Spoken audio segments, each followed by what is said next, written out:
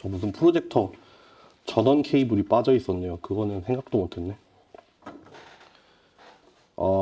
저희 중간고사 이제 이 클래스에다가도 공지 올렸거든요. 한번 볼까요? 잠깐만요. 날짜랑 시간은 이미 알려드렸었고요.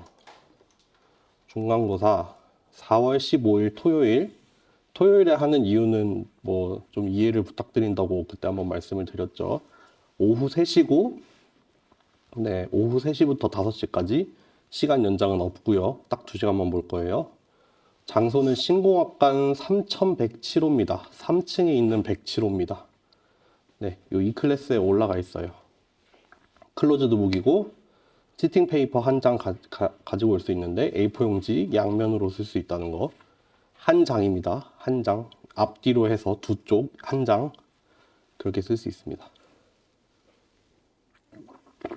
계속해서 틈틈이 중간고사 알려드릴 테니까 언제든지 궁금한 거 있으면은 네, 질문해 주세요. 네. 제가 지금 감기가 걸려가지고 좀 목소리가 안 좋아도 이해를 해주세요. 보자. 어제까지 그러면은 사전 강의를 다 보셨으리라 생각을 하고 그때 말씀을 드렸죠. 굳이 이렇게까지 가야 하나 싶겠지만 그래도 이번에 한 번이라도 들어두면은 어디에라도 좀 도움이 되지 않을까 싶어가지고 욕심을 내서 그렇게 하고 있습니다. 네. 그래서 컨벡스 옵티미제이션 제대로 하려면은 한 학기 정도는 따로 수업을 배워야 되는 그런 내용이고, 근데 거기 있는 내용을 다 한 것도 아니고 그 중에 좀 전반부에 있는 내용만 빠르게 추려서 온 거고요. 원래 제대로 들으면은 뭐 리니어 프로그래밍, 쿼드래틱 프로그래밍 뭐 이런 거 나오거든요. 그래서 그런 거 배우는 수업인데 그냥 KKT 컨디션까지 좀 빨리 갔다고 보시면 돼요. 오늘 컨벡스 옵티미제이션 내용이 나오긴 나오는데 우리가 막 진짜로 프라이멀 프로블럼을 만들어서 그거 가지고 뭐 듀얼 라그랑지 펑션 만들고 듀얼 프로블럼 만들어서 뭐 진짜 해를 구하고 그렇게까지 하진 않거든요. 그냥 그런 흐름이 있다 정도만 아시면 되고, 중요하게 사용하는 거 정도는 KKT 컨디션에서도 강조를 했던 컴플멘터리 슬랙니스라는 건데, 거기에서는 이렇게 나왔죠. 옵티미제이션, 옵티말, 최적화 문제가 이런 식으로 정의가 된다. 이니퀄리티가 이렇게 주어지고, 이퀄리티가 이렇게 주어져서 컨스트레인트가 있는데, 이때 뭐 라그랑지 펑션을 만들기 위해서 뭐 여기에는 라그랑지 멀티플라이어가 이렇게 붙어야 되고, 그거를 곱해서 어떤 펑션을 하나 만든다. 뭐 그런 얘기가 나오잖아요. 그래서 라그랑지 멀티플라이어라는 걸 이해를 하려면은 애초에 좀 전체 흐름을 좀 알고 있어야 얘가 라그랑지 멀티플라이어가 뭐다를 알 수 있어서 그렇게 좀 설명을 한 거고요. 컴플멘터리 슬랙니스는 요거에 대한 거죠. 얘네가 주인공이죠, 얘네. 컨스트레인트 중에서도 이니퀄리티, 부등호로 나타난 형태의 컨스트레인트에 대해서 여기 앞에 서로 곱해져 있는데 우리가 듀얼 컨스트레인트로 붙어 있는 이 라그랑지 멀티플라이어는 항상 0보다 크거나 같게 되고, 이니퀄리티로 가지고 있는 거는 항상 0보다 작게 되고, 그렇게 되는데 컴플멘터리 슬랙니스로 나타나는 건 뭐다? 두 개를 곱하면 무조건 0이어야 한다. 옵티말리티 크라이테리언에서 딱 옵티말한 솔루션에서는 저거 두 개의 곱이 항상 0이다. 그래서 둘 중에 하나는 무조건 0이어야 한다. 요게 제일 중요한 조건이에요. 요거를 주요하게 쓰게 될 거예요. 근데 얘를 어떻게 할 거냐면은 이제 이 서포트 벡터 머신이라는 애를 이제 최적화 문제로 만들 거예요. 이거 같은 경우에는 이퀄리티 컨스트레인트는 없고 얘를 뭐를 하나 만들 겁니다. 이렇게 생긴 함수가 나올 겁니다. 이렇게 만들 거고, 여기에다가 이제 무슨 또 뭐 리니얼리 세퍼러블 하다는 그런 컨스트레인트가 들어갈 거거든요. 그래서 그렇게 나타난 컨스트레인트에 대해서 라그랑지 멀티플라이어랑 컴플멘터리 슬랙니스가 나타나서 이제 뭐 서포트 벡터 머신, 서포트 벡터 여부를 결정을 한다. 뭐 라그랑지 멀티플라이어가 0이냐 0이 아니냐에 따라서 이 샘플이 역할을 하냐 마냐가 결정이 되는데 그거를 가지고 우리는 서포트 벡터라고 부른다라는 결론에 오늘 이를 거예요. 거기까지 가는 길이 조금 일단 지난 시간에 했던 사전 강의도 좀 필요하고 이제 오늘 하게 되는 요 내용도 좀 필요합니다. 오늘은 어떻게 갈 거냐면은 마진이라는 내용을 먼저 얘기를 할 거예요. 마진이란 걸 먼저 설명을 하고 그래서 마진을 맥시마이즈 하는 클래시파이어에 대해서 얘기할 거예요. 마진이라는 어떤 되게 적당한 개념이 있어서 그런 마진을 최대로 만든다. 그런 클래시파이어를 만들어 보자. 얘가 사실 서포트 벡터 머신이 되거든요. 근데 그 서포트 벡터 머신이 단순히 그냥 유도가 된 게 아니라 마진이라는 어떤 컨셉을 최대로 만들려는 옵티멀한 클래시파이어다 라는 컨셉에서 시작을 하고 그 마진을 맥시마이즈 한다는 걸 이용해서 프라이멀 프로블럼을 만들 거예요. 마진을 최대로 하는. 그래서 이제 우리가 모델이나 식을 이용을 해서 마진을 최대로 만들 때 뭐 그 옵티멀리티 펑션이 뭐가 나타나고 우리가 컨스트레인트로는 뭐를 줄 건지. 그래서 얘를 가지고 듀얼까지 간 다음에 KKT 컨디션에 이르거든요. 이거는 자세하게 하진 않을 거예요. 이 KKT 컨디션까지 가면은 우리가 얘기했던 컴플리멘터리 슬랙니스가 등장을 하면서 이제 서포트 벡터라는 게 튀어나옵니다. 네. 그래서 서포트 벡터란 뭐고 걔가 어떤 역할을 하길래 서포트 벡터라는 이름을 붙이고 뭐 그런 것들까지 이르게 되는 흐름이 되겠습니다. 그래서 오늘은 이렇게 갈 거고요. 어제 수업 같은 경우에는 내용이 많을 줄 알았는데 모르겠어요. 말이 좀 빨랐나? 1시간 정도에 끝났거든요. 그래서 비슷한 분량의 내용을 할 텐데 얼마나 걸릴지는 한번 봅시다. 시작을 해보자. 다 얘기를 했을까? 항상 체크를 하는데 될 수 있으면 모든 얘기를 다 해주려고 하는데 저 비슷한 얘기 갑시다. 이거 지우지 말까? 일단 첫 번째 맥시멈 마진 클래시파이어입니다. 우리가 리니어 클래시피케이션에서 퍼셉트론이랑 로지스틱 리그레션을 봤는데 걔네도 나름의 옵티멀리티 크라이테리언을 가지고 있었죠. 뭐 모든 샘플을 다 제대로 분류를 하면서 뭐 그 이너 프로덕트를 이너 프로덕트 한 오차를 더 작게 만들겠다. 뭐 이런 얘기도 하고 뭐 네거티브 로그 라이클리후드를 줄여보겠다.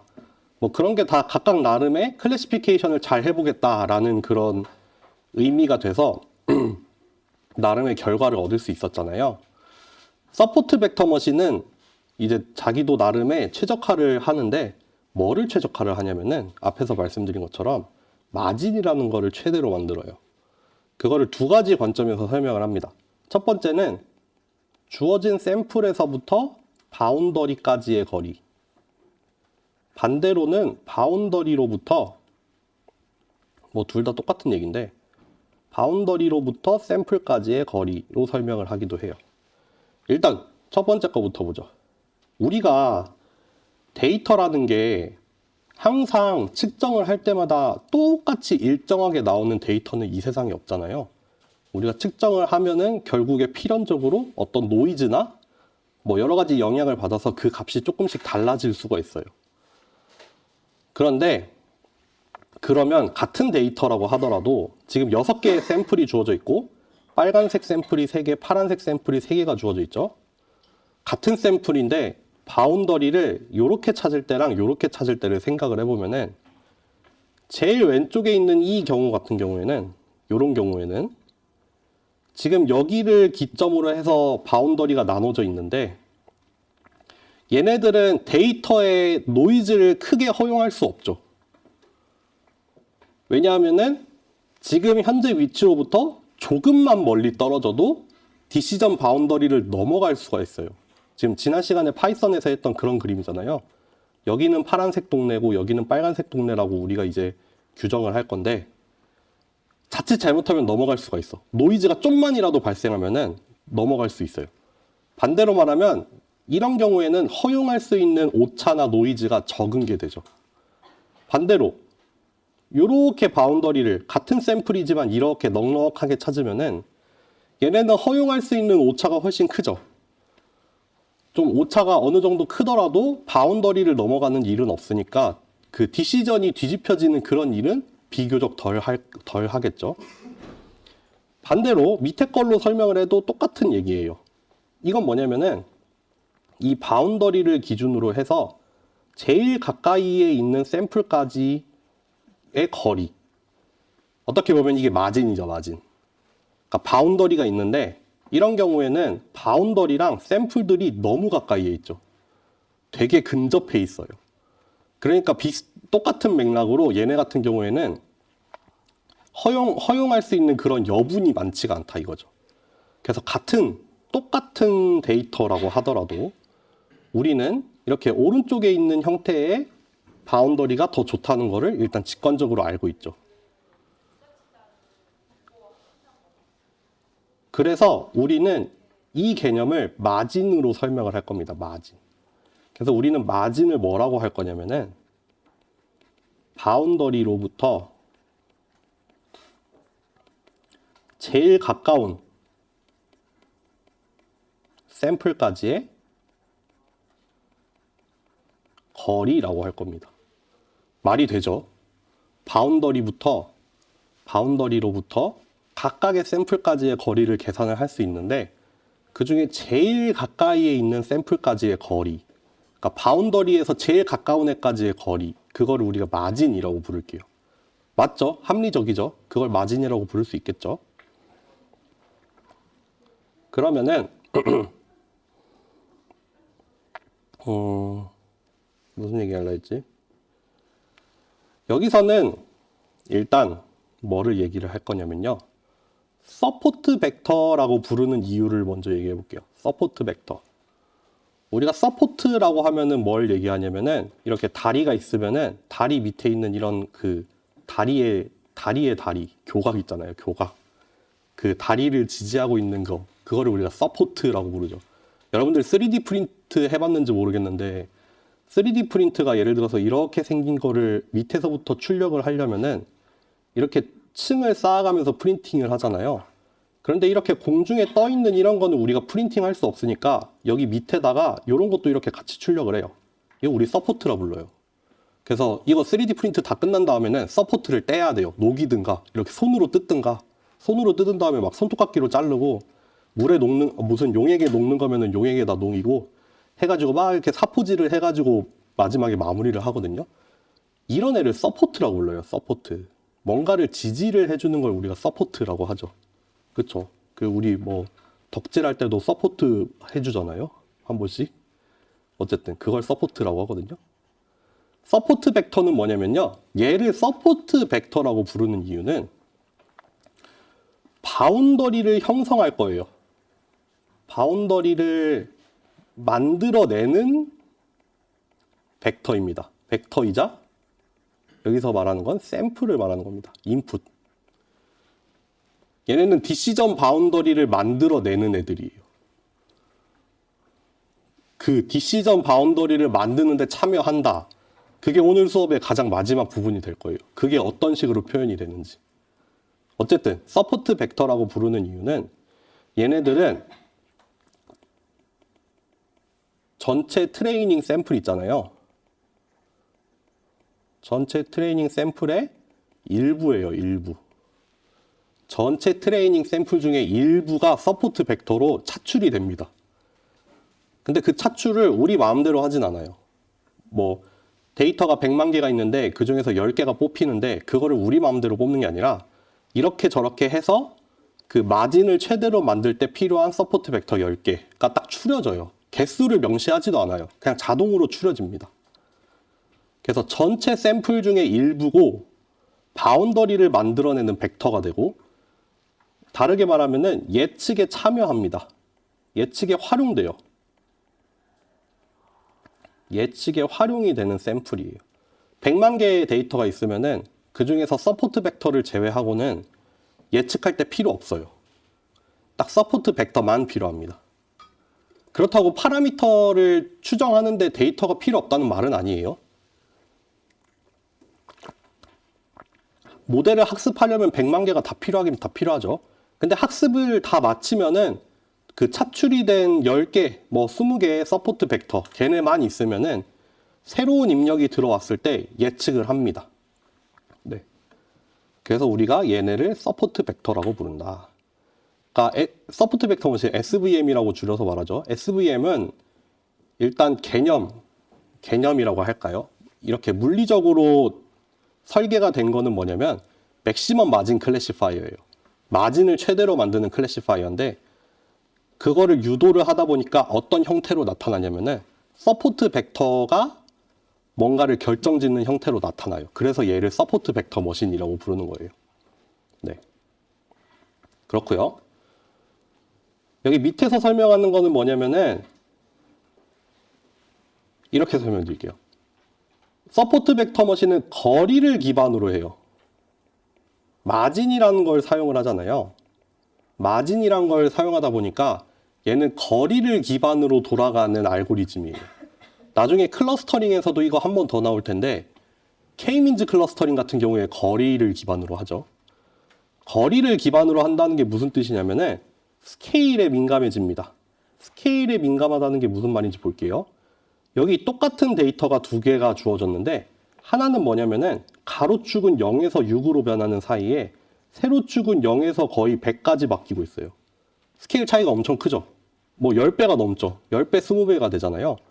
그러니까 지금 이렇게 그려져 있지만 이 축척을 생각을 했을 때 여기서 이렇게 한 칸 움직이는 거랑 여기서 이렇게 한 칸 움직일 때 여기는 거리가 1만큼 바뀌지만 여기는 거리가 막 40만큼 바뀌어요. 스케일이 다르다는 말이죠. 입력이 두 개가 있는데 스케일이 달라요.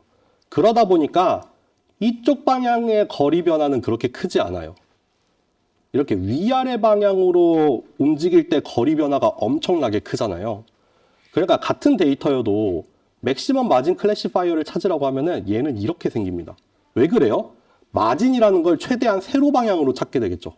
가로 방향으로는 움직여봤자 마진이 별 차이가 안 나니까 마진을 세로 방향으로 극대화하게 나타날 거예요.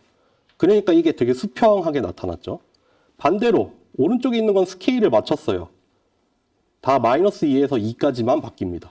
그러니까 오른쪽 왼쪽으로 하나, 위아래로 왔다 갔다 하나, 거리가 변화하는 크기가 똑같아요. 그러니까 이거는 어느 방향으로든 이제 동일하게 거리가 바뀌어 나가니까 여기는 이제 이 디시전 바운더리가 아까보다 이렇게 기울어졌죠. 똑같은 데이터인데. 그래서 스케일에 민감하다. 왜냐? 거리를 기반으로 하니까. 거리라는 게 스케일을 반영을 하기 때문에 그래서 보통 서포트 벡터 머신을 쓸 때는 뭐 노멀라이즈나 스탠다다이즈를 해서 사용을 하는 경우가 많겠죠. 넘어갈게요. 오늘 내용이 상당히 많습니다, 여러분. 체력 안배를 잘하세요.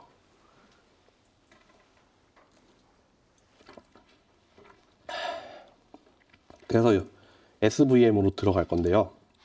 아직 이론으로 들어가기 전에 SVM에는 크게 하드 SVM이랑 소프트 SVM으로 나눠지고 보통 실전에서 많이 사용하는 거는 소프트 SVM일 거예요.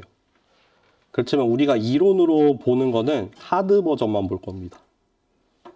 옛날에 제가 임용된 지 얼마 안 돼서 한창 열정에 넘칠 때 그때는 이 수업에서 소프트 SVM도 했었거든요. 이제 열화와 같은 성원에 힘입어서 이제는 안 합니다. 궁금하신 분들은 유튜브에 2020년 머신러닝과 데이터 사이언스를 들어가면은 소프트 SVM이 나옵니다. 시험에도 나오고요. 이제는 안 합니다. 네. 뭐가 다르냐면은 이렇게 설명을 드릴게요. 하드 SVM은 이렇게 바운더리가 있고 마진이 이렇게 잡혀요. 마진이 이렇게 잡히면은 여기가 빨간 동네라고 합시다. 그리고 여기 파란 동네라고 해요. 이렇게 있어야 돼요. 어디를 못 들어가냐면은 여기를 절대 못 들어가요. 마진 안으로 못 들어가요. 비무장지대라고 합시다. 비무장지대 못 들어가요. 여기 나와 있죠. 모든 데이터가 마진 밖에 있어야 돼요. 무조건 밖에 있어야 됩니다. 그때 우리가 하드 SVM이라고 해요. 이게 제법 강한 조건이죠. 이게 제법 강한 조건입니다. 이거 하려면 일단 기본적으로 리니얼리 세퍼러블 해야 돼요. 주어진 데이터가 리니어한 바운더리로 나뉠 수 있는 경우에만 가능해요. 리니얼리 세퍼러블 하지 않으면 하드 SVM은 아예 못 쓰죠. 아예 이 모든 데이터가 마진 밖에 위치해야 된다는 게 컨스트레인트로 들어가거든요. 구속 조건으로 들어와요. 구속 조건은 우리가 최적화 문제에서 반드시 만족을 해야 되잖아요. 그러니까 제법 강한 조건이 되기 때문에 리니얼리 세퍼러블 해야 됩니다. 그리고 아웃라이어에 민감하다는 얘기도 뒤에서 그림으로 설명을 드릴게요. 반면에 소프트 SVM 같은 경우에는 뭐가 되냐면요. 이게 돼요. 이거라고 하면 뭘 말하냐면은 빨간색을 예를 들게요. 여기 들어올 수 있어요. 여기 뭐예요? 비무장지대인데 아직까지는 우리 동네죠. 여기까지 들어올 수 있어요. 여기도 들어올 수 있어요. 비무장지대인데 우리 동네는 아니고 이제 북녘 땅이야. 여기도 돼요. 요것도 돼요.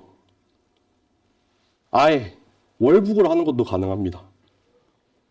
요런 거를 허용을 합니다. 반대로 파란색도 여기 들어올 수도 있고 여기 들어올 수도 있고 여기까지 갈 수도 있어요. 이걸 허용을 해요. 그거를 우리가 소프트 SVM이라고 합니다. 근데 이게 허용을 하는 것도 그냥 완전히 다 풀어준다 이런 뜻은 아니고 그 허용하는 정도를 또 이제 뭔가 다른 변수로 이거 그냥 듣고 흘리세요. 허용하는 정도를 이제 모델에다 반영을 해가지고 그건 역시도 다 구속 조건으로 커버를 하거든요. 그래서 허용을 하기는 하는데 그냥 완전히 자유는 아니고 그냥 가능하게 한다 정도입니다. 그래서 거기 적당한 하이퍼 파라미터가 등장을 해서 너네가 얼만큼 침범을 할 수 있는지를 조정을 할 수 있는 그런 것도 되긴 합니다. 네. 근데 그거는 그냥 알아만 두시고 궁금하신 분들은 뭐 제 수업이든 딴 수업이든 한번 찾아보세요. 넘어가겠습니다. 아웃라이어에 민감하다는 말이 뭐냐면은 이렇게 데이터가 노란색 클래스가 여기 있고 파란색 클래스가 여기 있어요. 그냥 우리 직관적으로 바운더리는 여기에서 적당히 찾으면 되잖아요. 근데 여기에 아웃라이어가 하나 들어갔어. 이러면은 하드 SVM은 못 찾아요. 쟤 때문에. 리니얼리 세퍼러블하게 못 만들잖아요. 그래서 아예 못 합니다. 저렇게. 아웃라이어가 저기 튀어버리면은 못 합니다. 또 여기 오른쪽에 있는 경우처럼 아웃라이어가 리니얼리 세퍼러블하긴 세퍼러블한데 너무 파란 쪽에 가서 찰싹 붙었어. 그럼 바운더리 무조건 여기 나와야 되잖아요. 리니얼리 세퍼러블하게 만들려면은 저 좁은 틈 사이를 가로지를 수밖에 없어요. 아까도 말씀드렸지만 아웃라이어 적당히 무시하면은 이렇게 찾는 게 제일 좋을 것 같은데 저 아웃라이어가 저기 하나 찍혀버리는 바람에 굉장히 다른 결과가 나타나잖아요. 그렇기 때문에 SVM이 아웃라이어에 굉장히 민감하다라고 얘기를 합니다.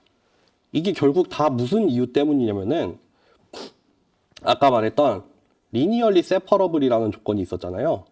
얘가 구속 조건으로 들어가서 그래요. 무조건 만족을 해야 되는 조건이에요. 그러니까 이제 그 바운더리를 침범하냐 안 하냐가 굉장히 중요한 그 최적화 조건이 돼서 아웃라이어가 하나가 있더라도 무시를 할 수 없겠죠. 그러니까 뭐 SVM 쓸 거면은 아웃라이어에 신경을 잘 써야 된다. 뭐 그런 얘기입니다. 여기 밑에 있는 거는 소프트 SVM이니까 넘어갈게요. 그래서 SVM은 매 학기 비슷하게 얘기하는데 제가 대학원 다니던 시절만 해도 SVM이 제법 잘 나가던 시절이었어요. 한 10년 전인가 벌써. 제가 이 대학원 1, 1학번이니까 그때 한 전연차 할 때쯤만 해도 SVM이 거의 대표적인 클래시피케이션 메소드였고 지금도 많이 쓰이긴 쓰이는 것 같아요. 거의 머신러닝, 그러니까 딥러닝 말고 머신러닝 모델 중에서 클래시피케이션 한다고 하면은 일단 대표 선수, 일단 한번 뛰어보는 대표 선수입니다. 기본적으로 데이터만 주어지면은 그 뒤에서도 다시 얘기하겠지만 그 컨벡스 최적화를 한번 풀어서 옵티멀한 거를 한번 보여주기 때문에 일단 기본적으로 이 정도 성능은 확보를 합니다. SVM 쓰면은. 그래서 이제 SVM을 기준으로 해서 더 좋은 뭐가 있을까를 찾아 나가면 됩니다. 앞에서 배웠던 리니어 클래시피케이션은 솔직히 좀 너무 단순하죠. 너무 단순하고 적어도 SVM 정도는 실전에서 좀 쓸만하다. 아직도 현역이다. 그렇게 이해를 해주시면 될 것 같아요. 여기 뭐 이론적 바탕을 둔 알고리즘 이런 거 뭐 얘기하는 거겠어요? 컨벡스 옵티미제이션 얘기하는 겁니다. 쓸만합니다. 넘어가죠. 이제 시작입니다. 길고 긴 서론을 마치고 이제 시작을 해봅시다.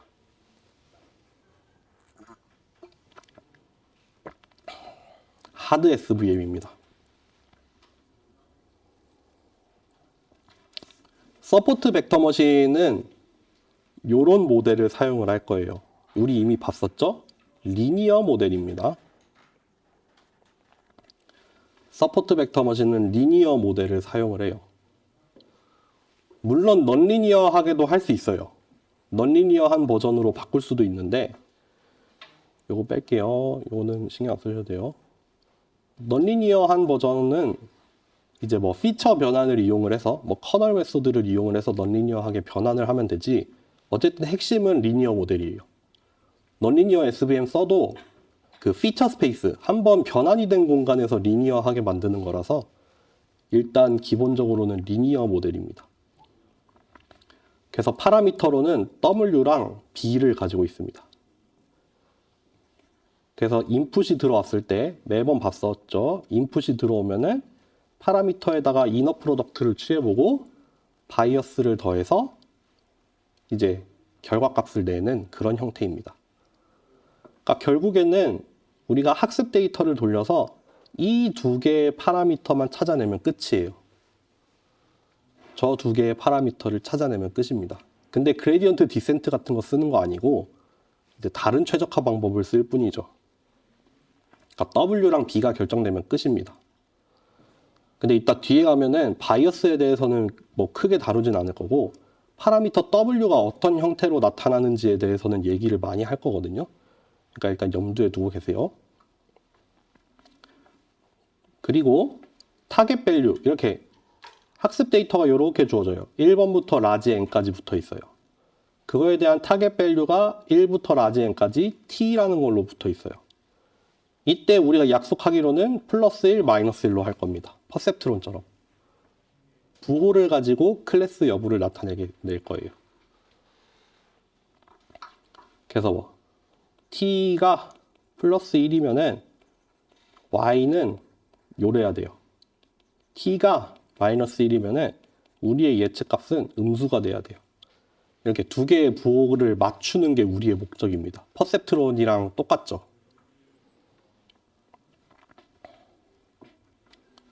그래서 플러스 1일 때는 양수, 마이너스 1일 때는 음수가 나오는 게 맞는 버전이다. 잘 기억하세요. 그럼 우리 그렇게 했었잖아요. 퍼셉트론 때도 이렇게 했죠. 요거 두 개 곱해서 얘가 양수면은 제대로 판단한 거고 얘가 음수면은 잘못 판단한 거라고 얘기했었잖아요. 기억하시나요?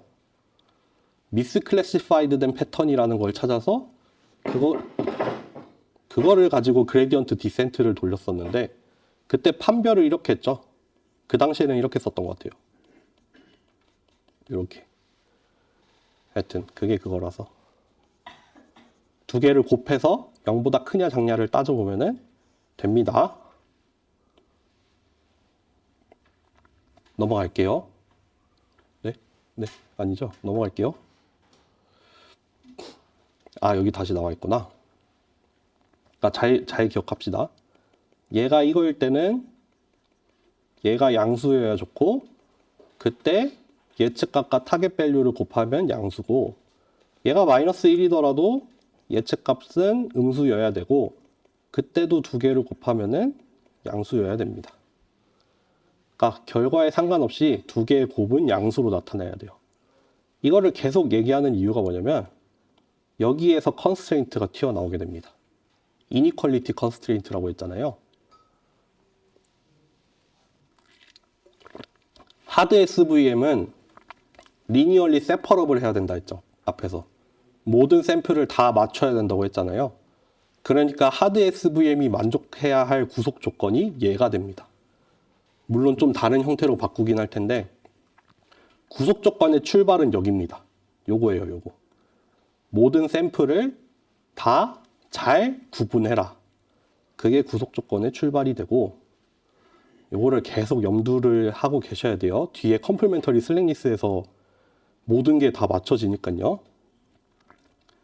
그래서 컨스트레인트는 여기서 나오고 그러면은 옵티멀리티 크라이테리언, 오브젝티브 펑션은 어떻게 나오냐? 여러분들 기억을 떠올리면은 어제 심지어 이것도 보여줬어. 이거 아니야. 옛날에 리니어 클래시피케이션의 프리클래스에서 여러분들의 기억을 회상을 시켜드리자면은 어디 갔어? 요 그림이 나온 적이 있어요. 파라미터 세타가 주어져서 얘가 이제 0보다 크냐 작냐를 가지고 디시전을 내리려고 할 때 바운더리가 이렇게 나타난다. 그 파라미터 벡터 세타가 있으면은 이게 노멀한 벡터가 되고 얘를 가지고 여기에 거리가 결정이 되고 뭐 이런 얘기를 하면서 그때 중요한 얘기로 뭘 했냐면은 어떤 임의의 점 x가 있을 때 어떤 임의의 샘플이 있을 때 이 임의의 샘플과 이 바운더리까지의 거리는 이렇게 계산이 된다라는 얘기를 했었거든요. 그때 제가 잘은 기억 안 나지만 아마도 그 얘기를 했을 거예요. 이거 SVM에서 다시 나온다. 반드시 나온다. 그러니 기억을 해두셔라. 그리고 뭐 언제 또 수업인가 얘기했어요. 이거 진짜 중요하다. 매 학기마다 시험에 자주 출제되는 거다. 라는 얘기를 했습니다. 오늘 이제 이걸 써먹을 날이 왔습니다. 한 점과 바운더리까지의 거리는 이렇게 파라미터 벡터 그거의 투놈을 분모로 두고 예측값이죠. 예측값에다가 이렇게 절대값을 취해서 여기는 항상 양수로 나오니까 거리니까 양수로 나올 거거든요. 그래서 절대값을 씌워서 저렇게 구하면 됩니다.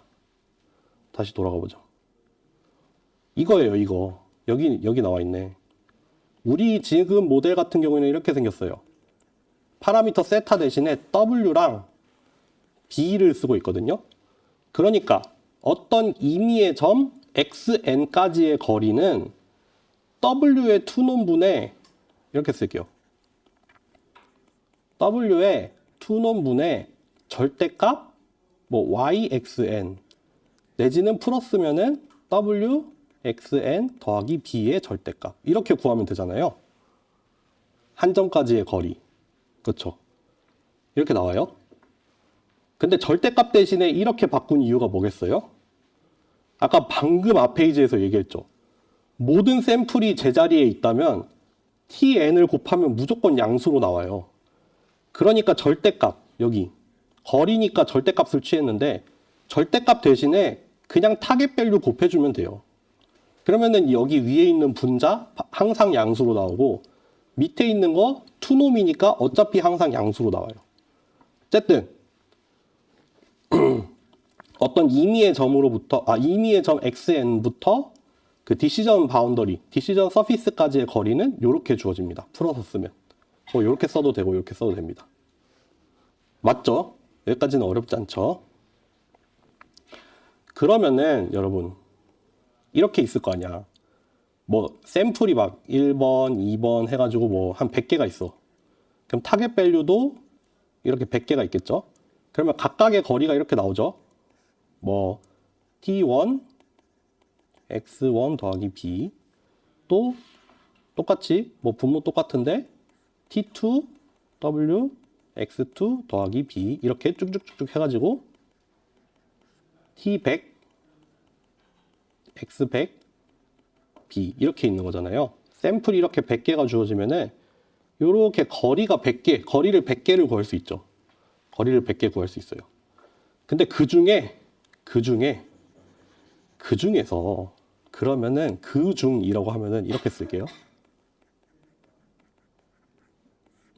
그 중에서 제일 작은 거 샘플이 100개가 있어요. 샘플이 100개가 있는데 샘플 100개에 대해서 거리를 다 구한 다음에 그 중에 제일 작은 값 이게 뭐가 되겠어요? 마진이 되죠. 얘가 마진입니다. 각각의 샘플에 대해서 거리를 다 구해서 그 중에 제일 작은 값이 마진이 될 거예요. 맞나요? 그렇겠죠. 그래서 우리의 옵티멀리티 크라이테리언은 어떻게 되냐면요. 이렇게 나와요. 이렇게 나올 겁니다. 마진을 맥시마이즈 해라. 근데 마진이라는 거 안에 미니마이즈가 들어가 있어서 맥시마이즈 안에 미니멈이 들어가 있고 그 안에는 뭐가 들어가 있어요? 샘플까지의 거리. 그러니까 각각의 샘플까지의 거리 중에서 제일 작은 거, 그거를 제일 크게 만들어라고 얘기를 하고 있는 거예요. 그래서 이렇게 생겼습니다.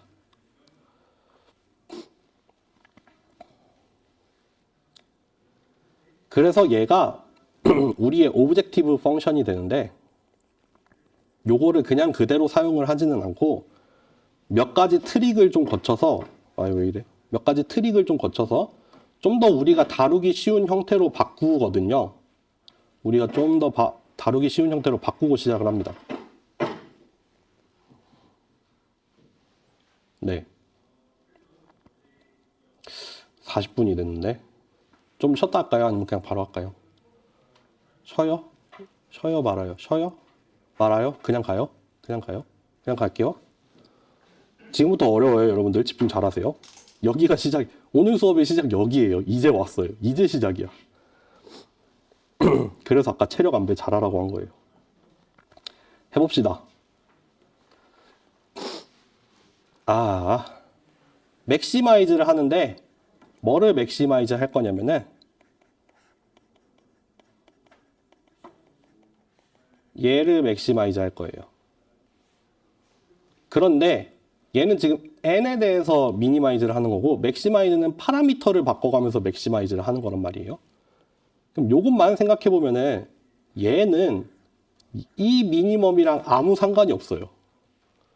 n을 달리해 가면서 안에 있는 값들을 조사를 한 다음에 그 중에 제일 작은 값을 줘오니까 파라미터 w는 상관없어서 파라미터 w는 이렇게 밖으로 나와도 됩니다.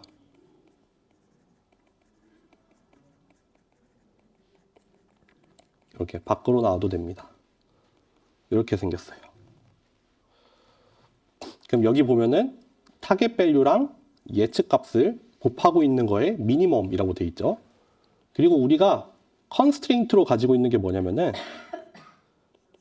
요거랑 똑같아요. 요거를 가지고 있어요. 요거를 가지고 있습니다. 다만 이제 이 n이 1부터 라지 n개가 들어있는 거죠. 부등식이 하나가 아니라 샘플의 개수만큼 가지고 있는 거예요. 그렇죠? 우리의 오브젝티브 펑션은 이렇게 생겼고 우리의 컨스트레인트는 이렇게 생긴 상황이에요. 지금 여기서 트릭을 하나 쓸 겁니다. 어떤 트릭을 쓸 거냐면은 잘 보세요. 우리가 모델이 두 개가 있어요. 첫 번째 모델 1번 모델 얘는 2차원인데 이렇게 생겼어. 두 번째 모델 얘도 똑같이 2차원에서 정의되는데 이렇게 생겼어. 여러분들 이 모델이랑 이 모델은 사실 똑같은 모델이죠. 사실은 똑같은 모델이에요. 파라미터가 여기서 파라미터라고 하면은 파라미터 W는 1, 1일 거고 바이어스는 1이에요. 여기는 파라미터 W는 2, 2일 거고 바이어스는 2일 거예요. 파라미터가 다른 것 같지만 여기서 여기는 정확히 그냥 스칼라배를 한 거예요. 똑같이 스칼라배만 했어. 그쵸? 모든 파라미터를 다 2배를 했어. 그러면은 만약에 이 모델에서 어떤 점까지의 거리를 구하라 라고 하면은 점이 x1, y1일 때 이렇게 나오죠. 어떤 점 x1, x2 2차원의 점이 주어져요. 거리가 이렇게 나오죠. 파라미터 w의 투놈이랑 그 예측 값에다가 절대값을 씌운 거니까 그거 다 계산하면 이렇게 나와요, 여러분들. 여기 밑에서도 이 모델에 대해서도 계산하면은 2 루트 2에 2x1 더하기 2x2 더하기 2 이렇게 나와요. 그러니까 얘가 그리는 디시전 바운더리나 얘가 그리는 디시전 바운더리나 똑같아요. 똑같은 위치에 있어요. 그러니까 그 바운더리로부터까지 그 어떤 점까지의 거리도 똑같아요, 사실. 똑같습니다. 똑같이 나와요. 요거 이해되시나요? 그냥 파라미터를 스케일링 했다. 모델 전체를 그냥 스칼라벨을 했을 뿐이지 사실 똑같은 모델이다. 그러면은 당연히 그러겠죠. 지금 1,1이라는 벡터가 노멀 벡터고 이게 사실 2,2랑 똑같은 그런 효과가 나타날 거고 바이어스도 그거에 맞춰서 스케일링이 돼 있으니까 동일한 위치에 동일하게 나타나는 디시전 바운더리를 가지고 있어요. 거리도 일정하게 유지가 돼요. 그쵸? 거리라는 거는 평면까지의 거리니까 항상 똑같아야 되죠. 그런데 여기서 우리가 관심을 가져야 되는 거는 여기 분자를 보세요. 분자. 우리가 분자를 스케일링을 할 수가 있어요. 분자에 있는 거. 분자에 있는 게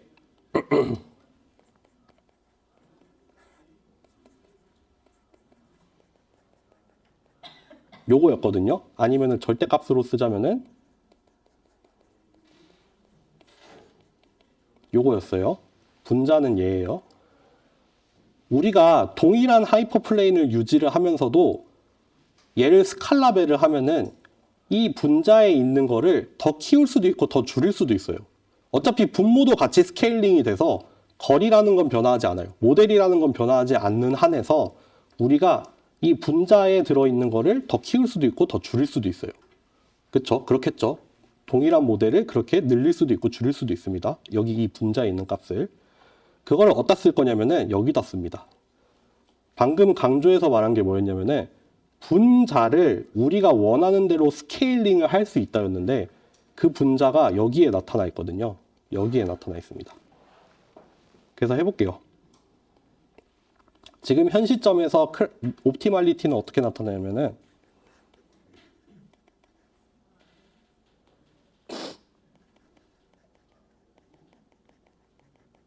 이렇게 나타나 있고 컨스트레인트로는 이렇게 주어졌죠. 이렇게 주어졌어요. 근데 사실 이 컨스트레인트에는 0보다 크기 전에 뭐가 또 로어 바운드가 하나 더 있냐면은 여기 안에 이것도 있겠죠.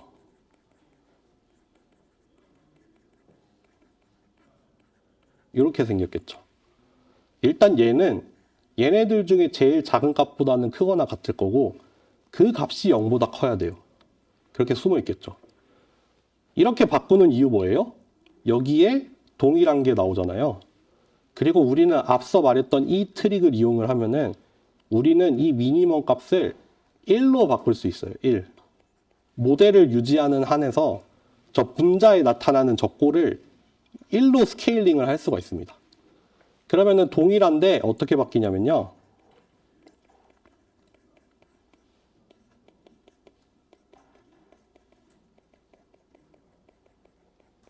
이렇게 바뀝니다. 그러니까 지금 프라이멀 프로그램을 만들었는데 그 컨벡스 옵티미제이션에 나오는 듀얼 문제를 만드는 게 아니라 프라이멀 문제예요. 아직까지 프라이멀 프로그램인데 같은 문제를 좀 더 풀기 쉬운 꼴로 바꾸는 중이에요. 어쨌든 이렇게 달라졌습니다. 마지막으로 하는 거 뭐냐면은 얘를 미니멈으로 바꿔서 투놈의 제곱으로 바꿉니다. 똑같죠? 역수를 맥시마이즈 하는 거나 원래 거를 미니마이즈 하는 거나 똑같은데 더 다루기 쉬운 꼴로 이렇게 바꿉니다. 2분의 1까지 붙여요, 보통. 어차피 미분할 거니까. 그래서 여기에 도착을 합니다. 서포트 벡터 머신의 옵티멀리티 크라이테리언, 컨스트레인트 이렇게 두 개가 나옵니다. 위에 있는 거 뭐다? 일단 보기로는 파라미터의 투놈을 줄여라 라고 돼 있으니까 이거 뭔가 싶겠지만 이거는 사실 어디에서 왔냐면은 마진을 맥시마이즈 해라 라는 말이에요. 마진을 맥시마이즈 해라. 근데 마진을 그냥 무턱대고 맥시마이즈를 할 게 아니라 모든 샘플을 다 마진 밖에 두면서 맥시마이즈를 해라 라는 뜻이 됩니다. 가보죠. 그래서 여기 이 페이지가 이겁니다. 9쪽이네요. 9쪽. 여기 4, 5번으로 했던 게 뭐냐면은 우리가 처음에 정의를 한 프라이멀 프로그램이에요. 그 마진을 맥시마이즈 하되 전부 다 제자리에 있어라 였는데 거기에다가 약간 트릭을 써가지고 이퀴벌런트하게 같은 문제인데 좀 표현을 달리 하자면 요렇게도 바꿀 수 있더라. 요게 요렇게 바뀌고 요게 이렇게 바뀌더라. 그러면은 아래 문제가 좀 더 풀기가 쉽다. 그리고 뭐 굳이 따지지는 않겠지만 아래 거 같은 경우에는 컨벡스 문제에 해당도 됩니다. 이거는 그 컨벡스 옵티미제이션 문제가 가져야 될 그 조건 있잖아요. 그거를 다 만족합니다. 네. 그래서 얘가 서포트 벡터 머신의 그 최적화 문제의 최종 골이 되는 겁니다. 넘어갈게요. 그래서 그럼 최적화 문제, 프라이멀 프로그램 이렇게 정의를 했으니까 뭐 하겠어요? 라그랑지 듀얼 같은 거 만들고 그거 가지고 뭐 2차 저차 해가지고 뭐 어떻게 저렇게 해가지고 최종적으로 나오는 결론이 뭐냐면은 이제 마지막입니다. 마지막이 최종적으로 나오는 결론. 최종적으로 나오는 결론이 뭐냐면 어디로 갈까? 여기서부터 갑시다. 어딨어? 요거부터 갑시다. 9번. 최적화 문제를 풀었어. 컨벡스 옵티미제이션 돌렸더니 어떻게 나오냐면은 파라미터 W가 요렇게 생겼어요. 이렇게 생겼어요. 여기서 처음 보는 게 하나 있는데 이 AN이 뭐냐면은 라그랑지 멀티플라이어예요. 우리가 지금 그 컨스트레인트를 라지 n개 가지고 있잖아요. 요거 1이죠. 1로 바꿨죠.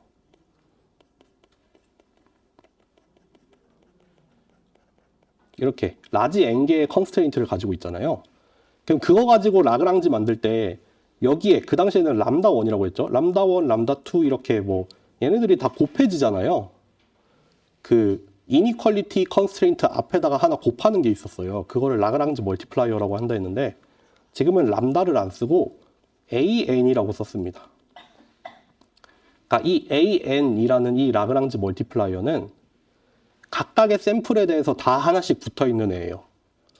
샘플이 100개면은 100개가 하나 붙어 있어요. 일단 뭔진 모르겠는데 하나씩 붙어 있어. 그리고 이 파라미터 W가 어떻게 생겼냐면은 그러면 라그랑지 멀티플라이어랑 타겟 밸류랑 샘플을 곱해요. 앞에 두 개는 스칼라죠. ANTN은 스칼라고 여기 뒤에 XN은 벡터가 되죠. 그래서 라그랑지 멀티플라이어, 타겟 밸류, 인풋 값 요거 세 개를 곱해서 다 더하는 형태가 됩니다. 요런 모양이 나와요. 여기가 우리가 도착할 곳입니다. 가보죠. 파라미터 W가 어떻게 생겼다? ANTNXN이더라. 그럼 우리의 예측 값은 어떻게 나오나 볼까요? ANTNXN의 트랜스포즈, 이 W 트랜스포즈죠. 여기가 X고 더하기 B가 되는 거죠. 이렇게 생기겠네요. 뭐가 등장할 시간이냐면은 이제 컴플멘터리 슬랙리스가 등장을 해야 돼요. 이제 씁니다. 컴플멘터리 슬랙리스를 생각해 보죠.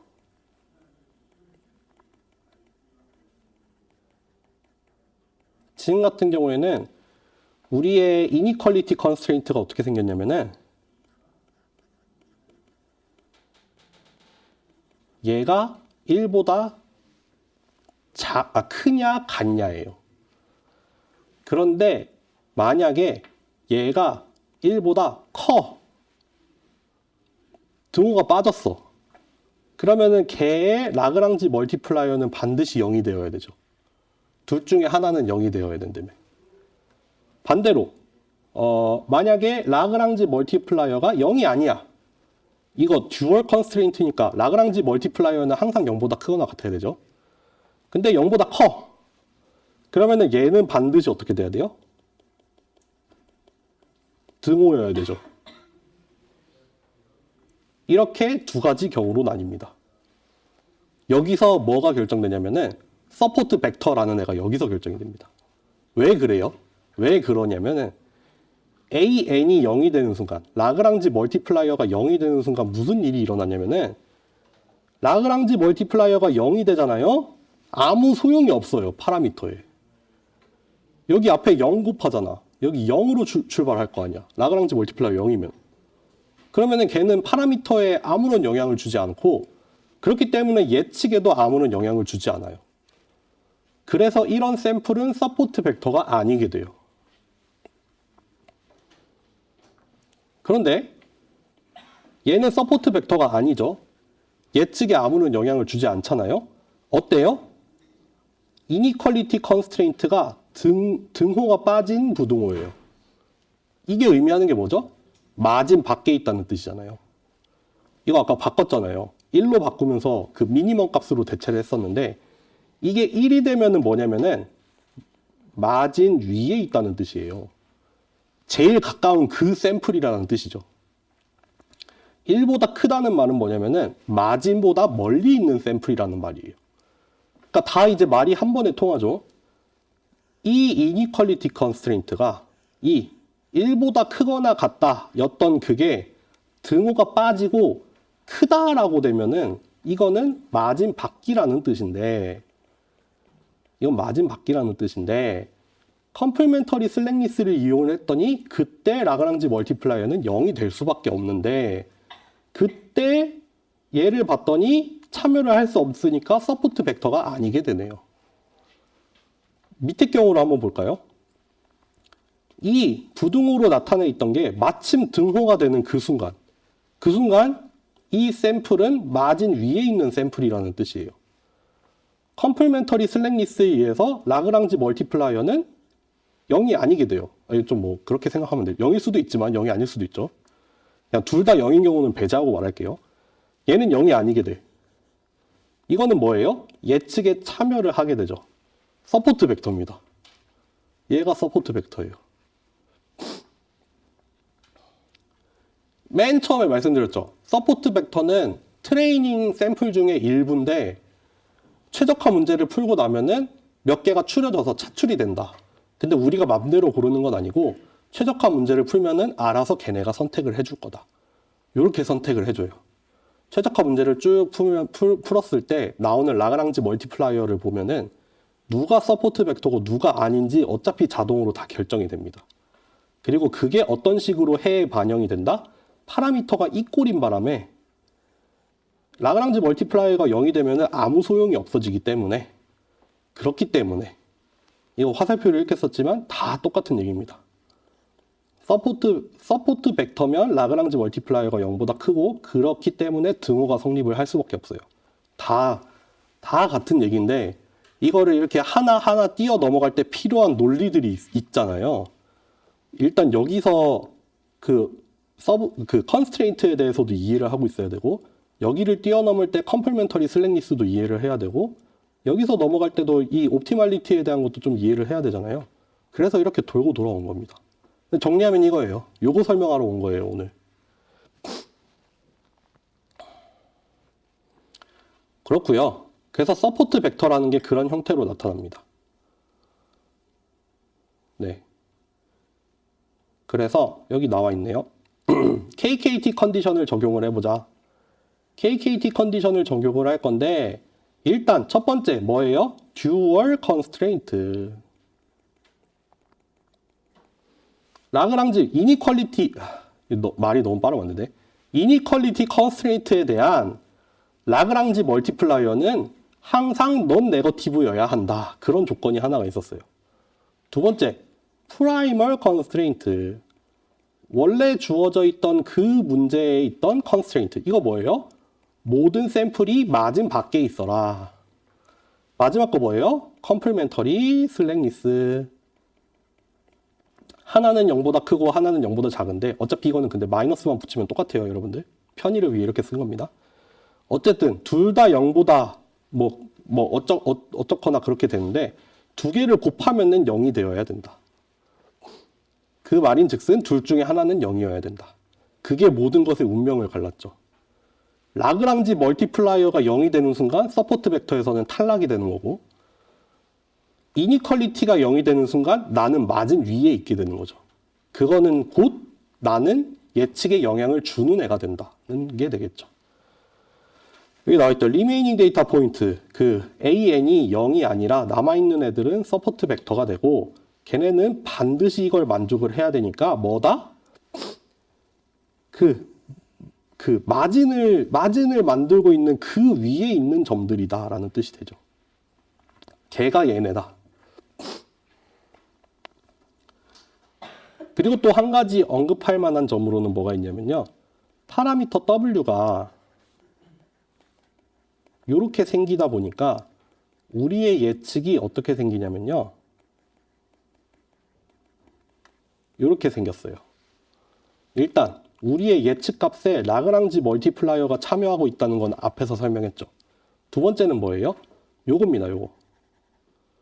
새로운 인풋이 들어와요. 새로운 인풋이 들어오면은 그거를 서포트 벡터랑 비교를 해봐요. 서포트 벡터에다 이너 프로덕트를 취해요. 그러니까 뭐 100만 개 중에 서포트 벡터가 10개가 뽑혔어. 그러면 새로운 입력이 들어오잖아요. 그럼 내가 가지고 있는 10개의 서포트 벡터에다가 각각 이너 프로덕트를 취해봐요. 그래서 그 값이 크냐 작냐에 따라서 이 예측에 이르는 그 정도가 달라지는 거죠. 이너 프로덕트를 통해서 계산이 됩니다. 그러니까 서포트 벡터와의 일종의 유사도를 계산을 합니다. 그래서 사실 여기가 뭐의 출발이냐면은 서포트 벡터 머신이 커널 메소드다라고 얘기를 하는 이유가 이 이너 프로덕트 대신에 다른 함수를 쓰게 되면은 이제 커널을 사용을 하게 되는 거거든요. 그 두 벡터 사이의 유사도만 비교하면 돼서 다른 함수를 갖다 써도 상관없습니다. 그리고 이걸 이용을 하면은 넌리니어하게 갈 수도 있고. 근데 그것도 2020년에 저는 했지만 2023년에 저는 하지 않습니다. 궁금하신 분들은 옛날 강의를 찾아보세요. 그래서 뭐 서포트 벡터 머신이 커널 머신이다 그런 얘기 하는데 그 얘기의 출발점이 사실 여기 숨어 있습니다. 네, 그렇고요. 거의 다 끝나가네요. 요 그림을 보면 이제 이해하시겠죠? 예측값이 0인 데가 바운더리가 될 거고 예측값이 플러스 1이거나 마이너스 1인 데가 마진이 될 텐데 거기 위에 이거는 왜 빵꾸가 나 있냐? 거기 위에 존재하는 샘플이 곧 서포트 벡터가 된다. 뭐 그런 얘기를 하려는 거고요. 이거 다 보고 기출문제 몇 개 보여드린 다음에 끝낼게요. 이거는 넌리니어 서포트 벡터 머신인데 이거는 다른 공간에서 리니어한 서피스를 다시 인풋 공간으로 갖고 온 거여서 바운더리가 이렇게 넌리니어하게 나타나긴 해요. 그래도 사실은 리니어 모델이에요. 여기 이렇게 초록색으로 동그라미 쳐져 있는 게 서포트 벡터입니다. 경계 위에 있죠. 마진 위에 있는 애들이에요. 쟤네들이 이거를 형성하는데 역할을 하고 있고 나머지 샘플은 예측할 때는 역할하지 않습니다. 학습할 때는 쓰였지만 예측할 때는 쓰이지 않습니다. 지금 보고 마무리를 해볼까요? 지금 먼저 봅시다. 좀 옛날에 냈던데 여기 있다. 요거를 좀 확대를 해드릴게요. 봅시다. 여기 2번 컨벡스 옵티미제이션 문제는 글로벌 솔루션이 존재하고 구하는 방법이 알려져 있습니다. 맞는 말이죠. 또 어디 있어? H 서포트 벡터 머신은 리니어 모델입니다. 방금 했던 얘기네요. 리니어 모델이죠. 요거 이제 옛날에 했던 거라서 이거 넌리니어 SVM에 대한 얘기예요. 이거는. 또 뭐가 있냐면은 컴팩스 옵티미제이션의 해가 반드시 만족하는 4가지 조건을 우리는 땡땡땡 컨디션이라고 얘기하죠. 그 중에 프라이멀 컨스트레인트랑 라그랑지 멀티플라이어가 그 둘 사이에 존재하는 조건인데 서포트 벡터 여부를 판별하는 기준이 되는 조건은 땡땡땡이라고 하죠. 오늘 했죠. 아시리라 믿어요. 여기도 나와 있죠. 이거 뭐예요? 그거예요. 사전 강의 문제예요. 주어진 최적화 문제 가지고 라그랑지 펑션 한번 만들어 보세요. 듀얼 프로그램으로 만들어 보세요. 이런 걸 냈던 적도 있습니다. 그리고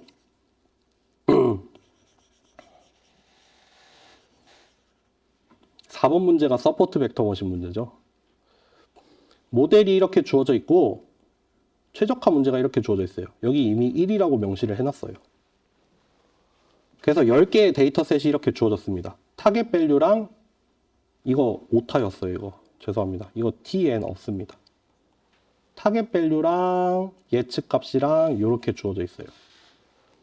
여기 중에서 예측이 틀리고 있는 애 몇 개 있을까요? 몇 번일까요? 지금 예측 틀리네. 4번. 4번 틀렸죠. 마이너스 나왔어야 되는데 플러스 나왔죠. 마찬가지로 5번도 틀렸죠. 부호가 다르죠. 또 뭐가 틀려요? 10번 틀리죠. 이렇게 3개가 틀렸습니다. 1번 문제 보세요. 현재 파라미터를 가지고 예측을 한 값이 이거잖아요. 주어진 데이터 리니얼리 세퍼러블 한가요? 안 하죠. 구분 못한 애들 있죠, 지금. 잘못 가 있는 애들 있죠. B번 볼까요? 위의 답이 false인 경우 해당 샘플 제외해라. 얘는 이제 빠집니다. 그럼 리니얼리 세퍼러블한 데이터들만 남았죠. 그 중에서 뭐 물어봐요?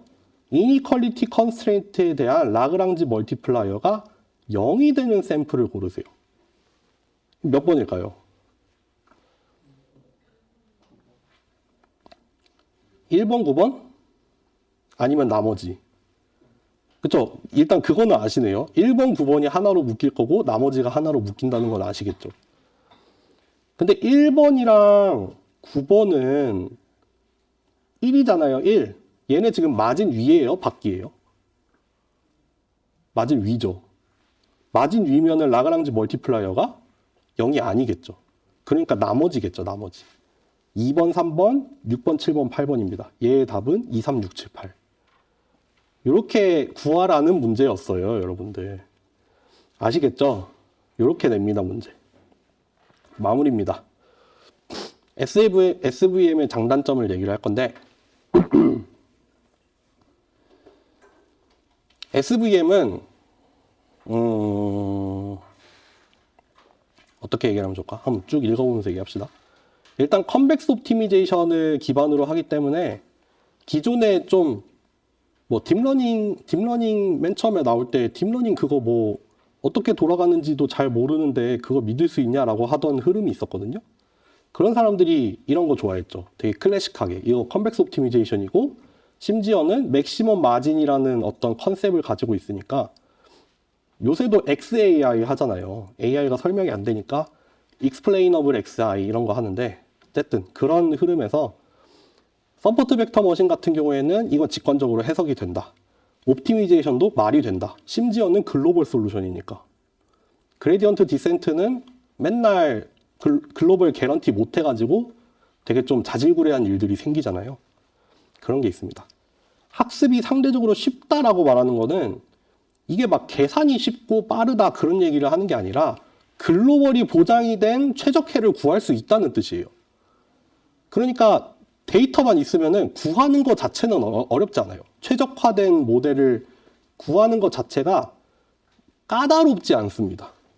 로컬 미니멈에 빠질 일 없습니다. 우리 그레디언트 디센트 같은 거 안 쓰니까. 그런데 단점으로는 아까 말씀드렸죠. 아웃라이어나 노이즈에 민감해요. 왜 그렇다? 구속 조건으로 들어가기 때문에 그거는 반드시 만족을 해야 되니까 그런 경계에 있는 자글자글한 애들의 영향을 받을 수밖에 없다. 그런 게 있고 요 얘기를 좀 잘 풀어야 되는 것 같은데 어제 수업에서는 이런 식으로 표현을 했어요. 그레디언트 디센트 같은 경우에는 우리가 활용할 수 있는 여지가 많아요. 예를 들면은 데이터셋이 너무 많아. 그러면은 우리가 그 그레디언트 디센트를 배치로 돌려도 되지만 얘를 미니 배치로 쪼개도 되고 심지어는 스토캐스틱으로 나눠서 하나씩 써도 돼요. 막 100만 개, 1000만 개 막 몇억 개가 있어. 그렇게 돌려도 되잖아요. 이거는 그런 거 안 돼요. 무조건 다 넣어야 돼요. 무조건 다 넣어야 된다는 점. 그리고 그레디언트 디센트는 이터러티브하게 돌아가죠. 돌리다가 멈춰도 돼요. 돌리다가 멈췄다가 다시 돌려도 돼요. 심지어는 데이터셋이 중간에 바뀌면은 멈춘 다음에 데이터셋 바꿔서 다시 돌려도 돼요. 근데 얘는 그런 거 없어요. 노빠꾸예요. 노빠꾸. 시작하면 없어요. 중간에 멈추는 거 안 됩니다. 데이터셋 바뀌면은 그것만 가지고 수정해볼까? 이런 것도 안 돼요. 다시 돌려야 돼요. 그 엄청 오래 걸렸던 그 학습을 다시 돌려야 돼요. 그렇기 때문에 아까 여기서 위에서 말했던 학습이 쉽다는 말은 좀 덜 까다롭다는 뜻이지 유연하지는 못해서 데이터셋이 많으면 많은 대로 그만큼 자원을 필요로 합니다. 엄청 많은 데이터를 한 번에 처리를 하기는 해야 되니까. 그레디언트 디센트는 쪼개면 되지. 쪼개면은 몰라요. 실제로 그런지 모르겠지만 챗 GPT도 억만 년의 시간이 걸릴지언정 내 컴퓨터에서 돌릴 수는 있을 것 같아. 아, 못 돌아가나? 파라미터가 너무 크니까. 어쨌든 데이터가 무지막지하게 많아도 정말 잘게 쪼개면 돌릴 수 있어요. 이미지넷 같은 거 내 컴퓨터에서 학습 돌릴 수 있잖아. 그렇다는 말입니다. 그래서 여기 좀 얘기가 너무 단편적으로 나와 있어서 좀 더 몇 가지 장단점의 예를 들었는데 결국에는 다 일장일단입니다. 결국 장점을 만들어내는 이유가 단점이 되는 이유기도 하고 해서 지난 시간에도 그런 얘기 했죠. 이렇게 마지막에 비교를 하는 이유, 정리를 하는 이유는 비교 우위가 있다는 말을 하려는 게 아니라 특징이 있다는 말을 하려고 하는 거예요. 그래서 뭐가 뭐보다 항상 낫다, 항상 틀리다 이런 거는 제 생각에 없는 것 같고 이런 맥락을 이해를 하면서 그때그때 맞는 거를 잘 찾아서 쓰는 게 중요한 것 같습니다. 근데 그거를 또 단순하게 그냥 뭐야 이거 노이즈에 민감하잖아 그럼 이거 쓰지 말아야지 그렇게 얘기하자는 게 아니라 얘가 왜 노이즈에 민감했는지 그거를 잘 이해를 하고 그렇기 때문에 우리는 노이즈를 잘 처리를 해주거나 결국에는 그 바운더리의 문제니까요. 그런 거를 잘 조절을 해주면 또 나름대로 성능을 낼 수 있더라. 노이즈에 민감하게 나타난다고 그냥 거기서 끝낼 게 아니라 SVM은 이랬었잖아 라고 생각을 하고 그런 거를 또 잘 처리할 수 있는 그런 겁니다. 결국에는 개강할 때도 비슷한 얘기를 했는데 어떤 아이디어라던가 개념 같은 게 있어요. 지금 같은 경우에는 맥시멈 마진이라는 어떤 아이디어가 있었잖아요. 이거를 수식으로 옮겨오는 걸 했었어요. 맥시멈 마진을 모델을 정의를 해서 옵티미제이션 문제로 만들어서 해를 구하는 것도 했죠. 반대로 예를 들면은 지난 시간에 리니어 리그레션이나 리니어 클래시피케이션 보면은 그레디언트 디센트 최종적으로 얻어진 걸 보고 얘가 파라미터가 실제로 어떻게 업데이트 되는지를 거꾸로 가보기도 했잖아요. 이런 거를 좀 잘 하셔야 되는 것 같아요. 아이디어를 수식으로 옮긴다거나 어떤 수식을 보고 이거를 물리적으로 이해를 한다거나 요거를 잘 왔다 갔다 하면은 좀 괜찮은 것 같습니다. 머신러닝에서 이게 되게 중요한 것 같습니다. 네, 그러면은 서포트 벡터 머신 여기까지 하고요. 다음 주 실습은 제 생각에 그렇게 많지 않을 거예요. 왜냐하면은 SVM은 손으로 못 짜요, 여러분들. 손으로 짤 수가 없어서 그냥 이거는 사이클런 같은 거 간단하게 돌려볼 거고 그래서 아마 다음 주에는 실습은 별로 어렵지 않을 겁니다. 과제 올라갔죠? 과제 확인하시고요. 네, 오늘 여기까지 하죠. 수고하셨습니다.